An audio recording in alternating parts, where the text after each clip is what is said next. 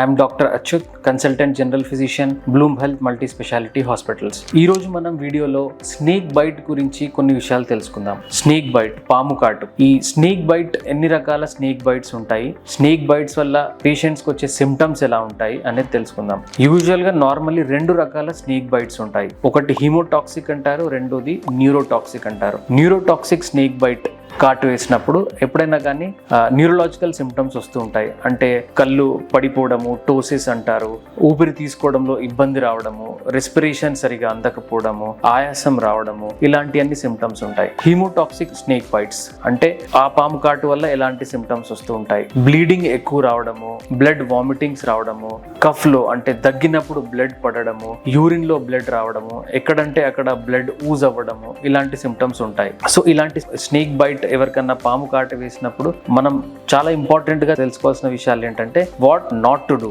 ఏ విషయాలు ఏ పనులు చేయకూడదు. ఎవరికన్నా స్నేక్ బైట్ కుట్టినప్పుడు నార్మల్ గా ఊర్లలో చాలా మంది చాలా వింత వింత పనులు చేస్తూ ఉంటారు. అక్కడ ఏదన్నా కట్ పెట్టడము, అక్కడ నుంచి బ్లడ్ బయటికి తీయడానికి ట్రై చేయడము, అక్కడ నుంచి బ్లడ్ సక్ చేయడానికి ట్రై చేయడము, లేకపోతే గట్టిగా ఏదన్నా టార్నికే లాగా స్నేక్ బైట్ పైన కట్టేయడము, ఇలాంటివన్నీ చేస్తూ ఇవన్నీ విషయాలు చేయకూడదు. సో మనం చేయాల్సింది ఏంటి అంటే పానిక్ అవ్వద్దు, పేషెంట్ కూడా పానిక్ చేయకూడదు. వెంటనే ఆ ప్రదేశం నుంచి వీలైనంత తొందరలో దగ్గరున్న హాస్పిటల్కి తీసుకెళ్లడము. యాంటీ స్నేక్ వినం అంటే పాము కాటుకు విరుగుడు మందు ఉంటుంది, అది ఎంత తొందరగా ఇవ్వగలిగితే అంత తొందర పేషెంట్ నుంచి పాము కాటు వల్ల వచ్చే ఎఫెక్ట్స్ నుంచి మనం పేషెంట్ ని కాపాడుకోగలుగుతాము. సో ఇలాంటి సిచ్యువేషన్స్ మీ చుట్టుపక్కల వాళ్ళకి కానీ, మీ ఊర్లో కానీ, మీకు తెలిసిన వాళ్ళకి కానీ మీరు ఎప్పుడన్నా ఫేస్ చేసినప్పుడు ఈ విషయాలు అనేది తప్పకుండా గుర్తుపెట్టుకోవాలి. ఎంత తొందరగా మనం హాస్పిటల్కి తీసుకెళ్లి ఈ విరుగుడు మందు ట్రీట్మెంట్ అనేది ఇప్పించగలుగుతాము, అంత తొందరగా ఆ పేషెంట్ ని మనం కాపాడగలుగుతాము.